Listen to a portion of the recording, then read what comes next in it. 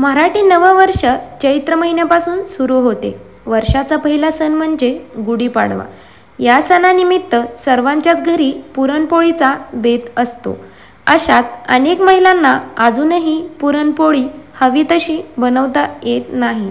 त्यांची पुरणपोळी लाटताना अथवा शेकत असताना फाटून जाते। पुरणपोळी बनवताना चुकीची पद्धत वापरल्यास पोळ्या फाटतात। काही सोप्या टिप्स आहेत ज्या वापरल्याने पुरणपोळी कधीच फुटत नाही। त्यामुळे आज या व्हिडिओमधून पुरणपोळी फुटू नये यासाठी काय केले पाहिजे ते जाणून घेऊ। परफेक्ट पुरणपोळी। पुरणपोळीसाठी सोप्या टिप्स। सर्वात आधी जेव्हा पुरणपोळीसाठी कणिक मळून घ्याल त्यावेळी त्या पिठात 1 चमचा साखर पाण्यात विरघळून घ्या।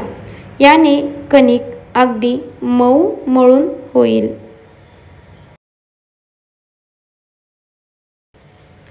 मळलेला कणकेचा गोळा हा तसाच ठेवू नये। त्याला तेल लावून बाजूला ठेवावा। तसेच नंतर पुरणपोळी बनवताना आधी कणिक तारा येईपर्यंत ठेचून घ्या। कणिक मळताना देखील 2 चमचा तेल टाकावे, त्याने पोळी नरम राहते।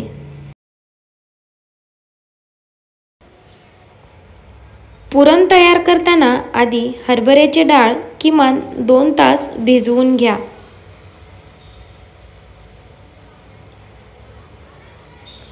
डाळ भिजवत असताना त्या भांड्यात 1 चमचा तूप किंवा तेल टाकावे। जेव्हा डाळीत गूळ टाकला जातो तेव्हा तो किसून टाकावा।